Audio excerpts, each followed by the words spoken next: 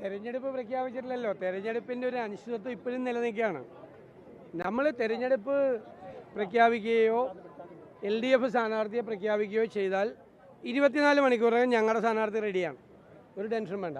ഈ ചില ജില്ലകളിലെ പ്രാദേശികമായ പ്രശ്നങ്ങൾ ഇപ്പോൾ പത്തനംതിട്ടയിൽ, കൊല്ലത്ത് അവിടെ ഒന്നും ഒരു പ്രാദേശിക പ്രശ്നമില്ല. സ്ഥാനാർത്ഥിയെ പ്രഖ്യാപിക്കാതെ എങ്ങനെ പ്രാദേശിക പ്രശ്നം കൊണ്ടാണ്? നിങ്ങൾ പല ചാനലുകൾ എല്ലാവരും ഞാൻ പറയണില്ല, നിങ്ങൾ ഊഹിച്ചിട്ട് സ്ഥാനാർത്ഥികളുടെ ലിസ്റ്റ് ഇടും. അപ്പോൾ ഓരോരുത്തർ എന്നിട്ട് ഓരോരുത്തരുടെ പ്രതികരണം നിങ്ങൾ പോയി ചോദിക്കും. ഞങ്ങൾ തീരുമാനിക്കാൻ ഞങ്ങളെ ഒന്ന് അനുവദിക്കുക. ആ സ്ഥാനാർത്ഥിയെ തീരുമാനിക്കാനെങ്കിൽ ഞങ്ങൾക്കൊരു അവസരം എന്താ? ഇനി ആദ്യം എന്ത് ചെയ്യാനാണ്? അവിടെ സ്ഥാനാർത്ഥിയെ തീരുമാനിച്ചിട്ടില്ല ഇതുവരെ. അടൂരിലൊന്നും സ്ഥാനാർത്ഥിയെ തീരുമാനിച്ചിട്ടില്ല. എന്ത് ചെയ്യാൻ ഒരു നിങ്ങൾ ഈ വാർത്ത കൊടുത്ത് കുഴപ്പമുണ്ടാക്കല്ലേ പ്ലീസ്. നിങ്ങൾ ആ BJPയുടെ ഒന്നും ഒറ്റ സ്ഥാനാർത്ഥിയുടെ പേര് പോലും നിങ്ങൾക്ക് അറിയില്ലല്ലോ. എവിടെ കൊടുക്കും? നിങ്ങളൊന്നും കൊടുക്കാനില്ല. നിങ്ങൾ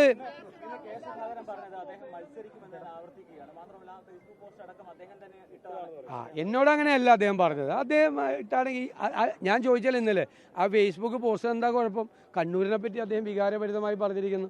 അദ്ദേഹം പ്രതിനിധാനം ചെയ്യുന്ന പാർലമെന്റ് മണ്ഡലമാണ് കണ്ണൂർ. അതിനേക്കാളും വലുതാണ് കണ്ണൂർ ജില്ല എന്ന് പറയുന്നത്. അതിനെന്താ കുഴപ്പം? അതൊന്നും എനിക്കറിയില്ല. ഞാൻ അങ്ങനെ ഉറപ്പ് കൊടുക്കാൻ, അദ്ദേഹത്തിന് ഉറപ്പ് കൊടുക്കാൻ പറ്റിയ അത്ര വലിയ നേതാവല്ലല്ലേ ഞാൻ എന്തായാലും എനിക്കറിയില്ല. എന്നെ സംബന്ധിച്ചൊന്നും എനിക്കറിയില്ല. അതൊന്നും അവരൊരു തീരുമാനിക്കുന്നതല്ലല്ലോ. മത്സരിക്കുന്ന കാര്യങ്ങൾ പാർട്ടിയാണ് തീരുമാനിക്കുന്നത്. ഞാൻ മത്സരിക്കുന്ന കാര്യം പാർട്ടിയാണ് തീരുമാനിക്കുന്നത്. പാർട്ടി തീരുമാനിക്കും. VD സതീശൻ മത്സരിക്കണമെന്ന് ആര് KPC പ്രസിഡന്റ് പറഞ്ഞല്ലോ, ആരും സ്വയം സ്ഥാനാർത്ഥികളായിട്ട് പ്രഖ്യാപിക്കേണ്ട. പാർട്ടി തീരുമാനിക്കുന്നവരാണ് സ്ഥാനാർത്ഥികൾ. അതിൻ്റെ അപ്പുറത്തോട്ട് ആരും പോകണ്ട. ഇതൊക്കെ നിങ്ങളുണ്ടാക്കുന്നതാണ്. നിങ്ങൾ അതൊക്കെ തീരുമാനിക്കുമല്ലോ. UDF തീരുമാനിക്കട്ടെ. ഞങ്ങളൊന്ന് അനുവദിക്കുക. നിങ്ങൾക്ക് ഈ സ്ഥാനാർത്ഥികളെ കിട്ടാതാവുമ്പോൾ നിങ്ങൾ തന്നെ സ്ഥാനാർത്ഥി ഉണ്ടാക്കുക. ഓരോ ചാനലിലും ഓരോ സ്ഥാനാർത്ഥിയാണ് ഓരോ നിയോജകമണ്ഡലത്തിൽ. എന്നിട്ട് അത് കിട്ടാത്ത ആളുടെ അടുത്ത് പോയിട്ട് നോക്കും, മറ്റേ ആളാണ് സ്ഥാനാർത്ഥി. നിങ്ങൾക്ക് എന്ത് തോന്നുന്നു? അപ്പോൾ അയാൾക്ക് വിഷമമായിട്ട് അയാൾ എന്തെങ്കിലും പറയും. അല്ല, അതൊക്കെ നേരത്തെ എത്ര പ്രാവശ്യം പറഞ്ഞത്? അതൊക്കെ ഹൈക്കമാൻഡ് തീരുമാനിക്കുകയാണ്. ഹൈക്കമാൻഡ് തീരുമാനിക്കുകയാണെങ്കിൽ ഞങ്ങൾക്ക് എന്താ പ്രശ്നം? ഹൈക്കമാൻഡാണ്, കോൺഗ്രസ് നേതൃത്വമാണ്. കാരണം MP-മാരെന്ന് പറയുന്നത് ദേശീയ തലത്തിൽ പ്രവർത്തിക്കുന്നവരാണ്, പാർലമെന്റിൽ പ്രവർത്തിക്കുന്നവരാണ്.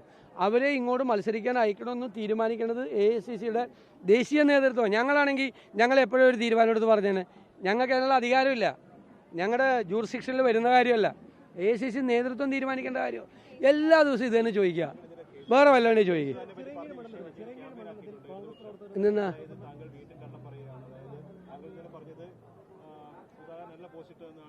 അല്ല, അദ്ദേഹം എന്നോട് പറഞ്ഞ കാര്യമാണ് ഞാൻ പറഞ്ഞത്. അതാ എനിക്കറിയില്ല. ഇന്നലെ പറഞ്ഞ അതല്ല. അതെനിക്കറിയില്ല. CPM കാര്യം കൊണ്ടുവയ്ക്കുന്നവര് കൊണ്ടുവയ്ക്കണമായിരിക്കും. പറവൂര് പോസ്റ്റ് വെച്ചിട്ട് എന്താ കാര്യം?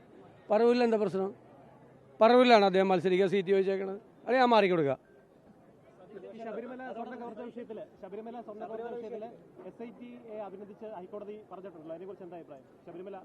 SITയുടെ അന്വേഷണം ഒരു സ്ഥലത്ത് എത്തിയിട്ടില്ല. എല്ലാവരും സ്റ്റാറ്റ്യൂട്ടറി ജാമ്യം കിട്ടി പുറത്തിറങ്ങി. ഒരു പ്രിലിമിനറി ആയിട്ടുള്ള പ്രാഥമികമായിട്ടുള്ള ചാർജ് ഷീറ്റ് പോലും കൊടുക്കാൻ SITക്ക് കഴിഞ്ഞിട്ടില്ല. കോടതിയുടെ അഭിപ്രായം പറഞ്ഞു. കേരളത്തിലെ ജനങ്ങൾക്കും വിശ്വാസികളായ ആളുകൾക്കും ഉത്കണ്ഠയുണ്ട്, പ്രതിപക്ഷത്തിന് ഉത്കണ്ഠയുണ്ട്. കാരണം ഈ കേസ് എങ്ങും എത്താതെ അവസാനിക്കും എന്നുള്ള സംശയമുണ്ട്. ഒരു തെളിവ് SIT ശേഖരിക്കുന്നില്ല. ഇതുവരെ ഒരു തെളിവും കിട്ടിയിട്ടില്ല. മനസ്സിലായില്ലേ? അനാവശ്യമായി കോടതി തന്നെയാണ് പറഞ്ഞത്. അനാവശ്യമായി തെളിവിൻ്റെ കണിക പോലും ഇല്ലാതെ തന്ത്രി അറസ്റ്റ് ചെയ്തെന്ന് പറഞ്ഞു. SIT തന്ത്രി അറസ്റ്റ് ചെയ്ത് ശ്രദ്ധ മാറ്റാൻ വേണ്ടിയിട്ടാണ് കോടതി തന്നെയാണ് പറഞ്ഞത്. ഇത് തന്നെയാണ് പറഞ്ഞത് കോടതി.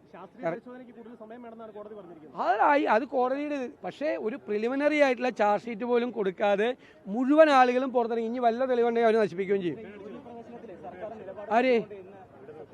അവർ ചെയ്തല്ലോ. അതിന് ഇന്ന് എന്തൊക്കെ ന്യായീകരണമാണ് ദേവസ്വം മന്ത്രി പറഞ്ഞത്?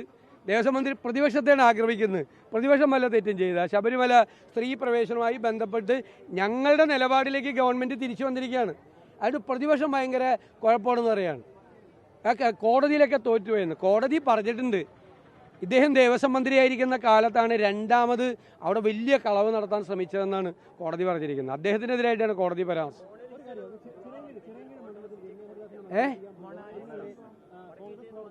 അതെനിക്കറിയില്ല. അവരുടെ ഏജ് തെളിയിക്കാനുള്ള സർട്ടിഫിക്കറ്റ് ഒന്നും എൻ്റെ കയ്യിലില്ല.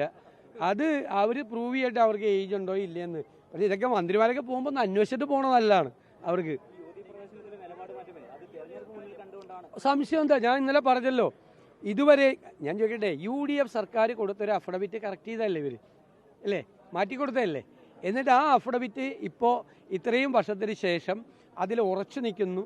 ഞങ്ങൾ പിന്തിരിപ്പന്മാരാണ് പ്രതിപക്ഷം, ഞങ്ങൾ ഭയങ്കര പുരോഗമന ചിന്താഗതിക്കാരാണ്, നവോത്ഥാന നായകന്മാരാണ്, പിന്നെ എന്താണ് വൻ മതിൽ കേരളത്തിലുണ്ടാക്കി, ഒരു വിട്ടുവീഴ്ചയും ചെയ്യില്ല എന്നൊക്കെ പറഞ്ഞ് തെരഞ്ഞെടുപ്പായപ്പോൾ ഇത്തോടിയ ഓട്ട, ആ ഓടുന്ന ഓട്ടത്തിൽ പുല്ലുപോലും മുളയ്ക്കില്ല.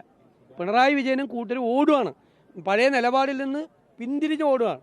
ആ ഓടുന്ന വഴിയിൽ പുല്ലുപോലും മുളയ്ക്കില്ല, അത്ര വലിയ ഓട്ടമാണ് ഓടുന്നത്.